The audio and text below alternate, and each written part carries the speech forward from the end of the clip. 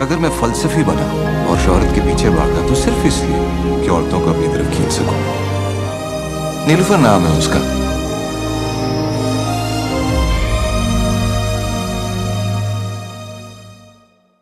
सिद्रा और ज़ीशान का निकाह कर देते हैं। इस तरह सिद्रा की जिंदगी भी संभल जाएगी और ज़ीशान के दिल में जो शर्मिंदगी और नदामत का जख्म है वो भी भर जाएगा।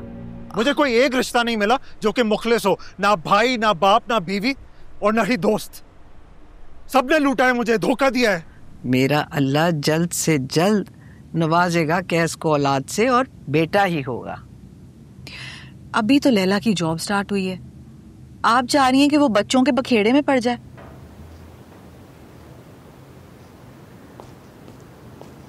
पंद्रह दिन का कहकर गए थे और इतने दिन लगा दिए। अपने अब्बू से पूछो, आने का नाम ही नहीं ले रहे थे। पहले काम, फिर सैर, फिर पुराने दोस्त नहीं जान छोड़ रहे थे। भाई यहाँ आकर फिर इन्हीं झमेलों में फंस जाना था। मैंने सोचा निकले हैं तो अब कुछ एंजॉय कर लें। तुम्हारी माँ ने तो यहाँ आकर फिर अपने माँ बाप और भाइयों की खिदमत में लग जाना था। अम्मी अब्बा जी को पता है? मुझे नहीं लगता कि मामू मामी ने उन्हें खबर दिया। मैंने भी आप लोगों को इसलिए नहीं बताया कि आप लोग परेशान हो जाएंगे। मुझे अम्मी जी को बताना पड़ेगा। पोता है उनका। चलो शुरू हो गया फिर तुम्हारी माँ के मैके का वेलफेयर प्रोग्राम। इसीलिए मैं नहीं आना चाहता था। क्या हो गया अकमल? भतीजा है मेरा इकलौता, फिक्र ना करूं मैं उसकी? नहीं नहीं करो, फिक्र करो। तुम्हारा तो काम है अपने भाइयों की और उनकी औलादों की फिक्र करना और उनके काम आना। अम्मी को फोन करती हूँ। अम्मी को फोन कर लेना, पहले जिसका एक्सीडेंट हुआ है उसे फोन कर लो। हाँ, निगत भाभी को फोन करती हूँ।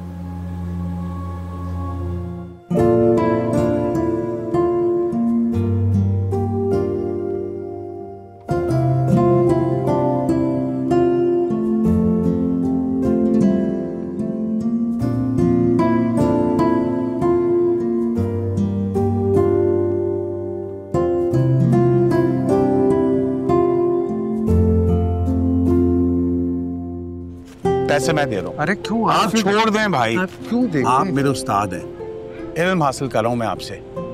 छोटा सा तोहफा मेरा भी बनता है आपको देने। शाहज़ाब, भाई साहब इस जमीन का 50 लाख रुपए तो मैंने बयाना दिया था मालिक को। कागजात हैं मेरे पास। ये सब झूठ है। असल मालिक मैं हूँ। मेरा नाम रोहिल नासिर है और असल कागजात भी हैं मेरे पास। लगता है आपको किसी ने बेवकूफ़ बनाया है। मैंने अभी तक ना किसी को ज़मीन बेची है और ना किसी से बयाना लिया है। आप चाहें तो सोसाइटी के ऑफिस जाकर इन कागजात की तस्दीक भी करवा सकते हैं।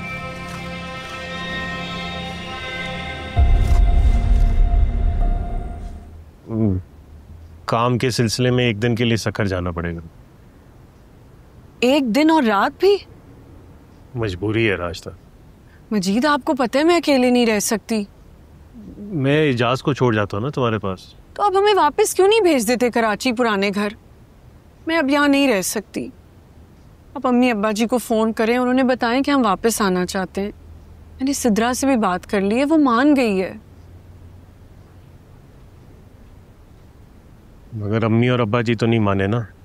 याद है तुम्हें कितने नाराज थे हमसे। आप एक दफ़ा बात तो करके देखें।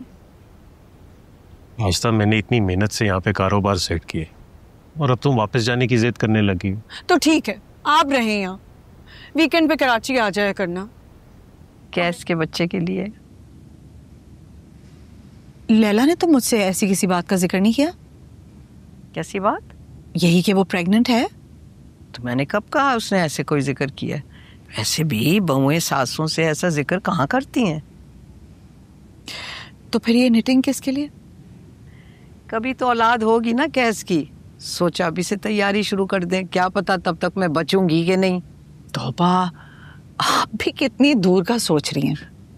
अरे दूर कहाँ, मेरा अल्लाह जल्द से जल्द नवाजेगा कैस को औलाद से और बेटा ही होगा। अभी तो लैला की जॉब स्टार्ट हुई है, आप चाह रही हैं कि वो बच्चों के बखेड़े में पड़ जाए? हमीद, क्या हुआ? कुछ नहीं, पानी पिलो। पिलाती हूँ, लेकिन खैरियत तो है, अब जल्दी आगे फैक्ट्री से। वापस चला जाऊं? जो कहा है बस वो करो।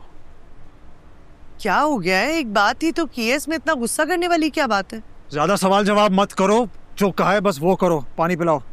हमीद, बात सुने, मैं आपकी बीवी हूँ, कोई मुलाजमा नहीं हूँ कि आपके हुक्म बजा लाती रहूं।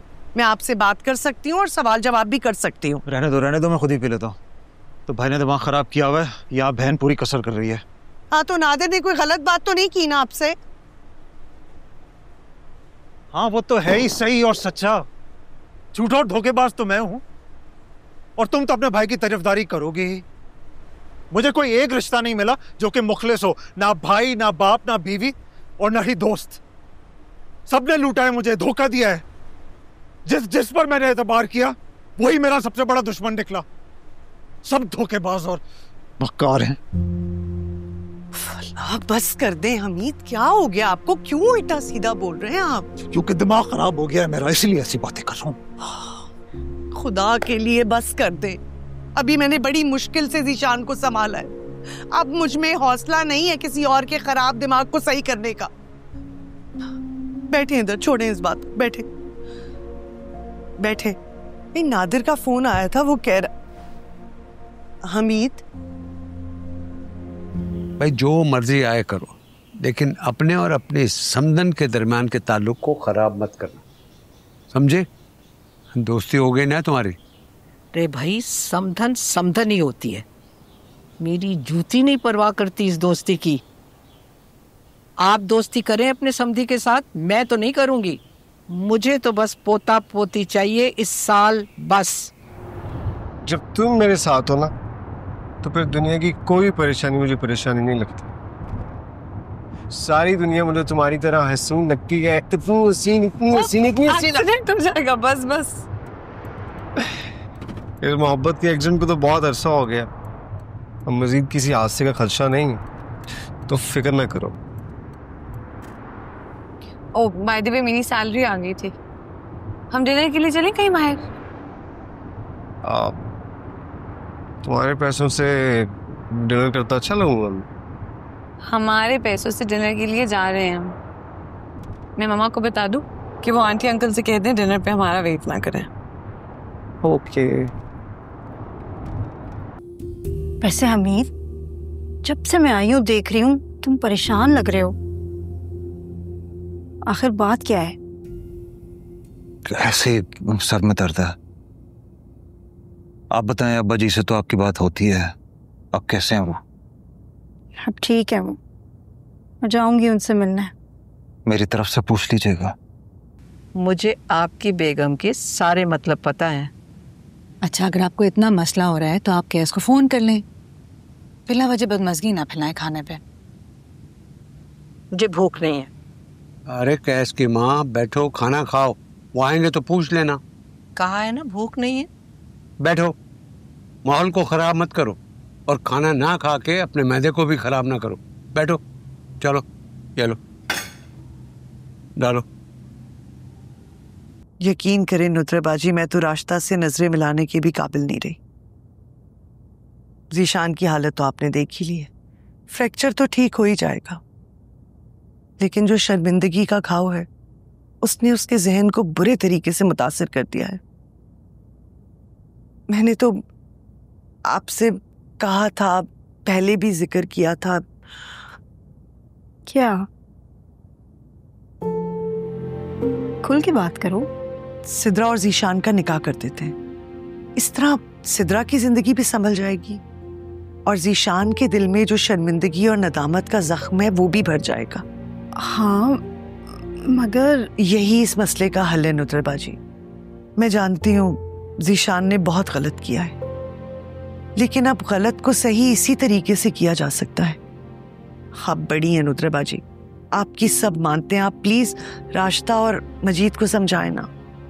तुम पहले खुद तो बात करके देख लो। की थी नुतरबाजी मैंने बात, लेकिन उस वक्त वो लोग बहुत गुस्से में थे। वाकया भी नया था, लेकिन अब तो बहुत वक्त गुजर चुका है ना। आप प्लीज राशिदा और मजीद को समझाएं ना। मैं सिद्रा को शफक की तरह अपनी बेटी बना के रखूंगी। आपके लिए जो चीज़ें ख़ास नहीं होती वो इनके लिए बहुत ख़ास होती हैं। प्लीज़ बताएं क्या हुआ। तुम्हारी सास को कुछ अक्ल की बात समझाने की कोशिश की थी मैंने, शायद वही उनको बुरी लग गई। बट यू नो लैला, मैं असूली मौक़िफ़ से हट नहीं सकती। मैंने उनको सिर्फ इतना कहा था कि औलाद का होना या ना होना मियाँ और बीवी का ज़ाती मसला है और उसमें किसी और को बोलने की इजाज़त नहीं है। मैं कोई और हूँ, माँ हूँ तुम्हारी। मैं तुम्हारा फिक्र नहीं करूँगी और तुम्हें समझाऊंगी नहीं तो कौन करेगा? ठीक कह रही हूँ ना? बिल्कुल ठीक कह रही हैं आप। हाँ तो बस फिर गौर से सुनो मेरी बात। तुमने उन्हें समझाया नहीं कि ये हमारा पर्सनल मैटर है, उनकी राय और उनके प्रेशराइज करने की कोई जरूरत नहीं है। क्या हो गया लैला, माँ है वो मेरी, और ऐसी बात की उन्होंने और कुछ नहीं। और वैसे भी कोई गलत बात तो नहीं की उन्होंने। कमाल है, तुम्हें उनकी इस बात में कुछ गलत ही नहीं लग रहा? यार शादी के बाद सबको इंतजार होता है लैला, और मेरी माँ ने अगर पूछ ले तो क्या हो गया? दूसरों की तरह माँ बाप का पूछना भी उतनी ही गलत बात है। अगर आंटी तुमसे पूछे तो? मम्मी मुझसे कभी ऐसी बात नहीं करेंगी। लेकिन लैला, तुम आंटी को समझा दो, मेरी जॉब अभी अभी स्टार्ट हुई है, मुझे नहीं मसले पालने। अच्छा, लैला भी जॉब कर रही है ना, तो उसके लिए मुश्किल होगा बच्चा संभालना। यही तो, बच्चे से बढ़ के क्या काम हो सकता है एक औरत के लिए। और नौकरी की लत लग जाए ना तो बाकी कामों और जिम्मेदारियों से औरत भागने लगती है। ऐसा ना हो कि खुद को ऐसा गर्क कर ले नौकरी में कि उसका माँ बनने को दिल ही ना चाहे। नहीं अम्मी, ऐसा नहीं होगा। देखो, तुम हमारी जिंदगी में शादी के 5 साल बाद आई। उस वक्त तक अशर और मेरे पास तुम्हें देने के लिए एक अच्छा घर था, अच्छी आसाइशें थी, और मेरा साथ देने के लिए कोई नहीं था, कोई बहन भाई नहीं। वो अल्लाह की मर्जी थी। खैर, मैंने तुम्हें जो कुछ समझाना था मैं समझा चुकी हूँ, एंड आई होप कि तुम कोई बेवकूफ़ी नहीं करोगी।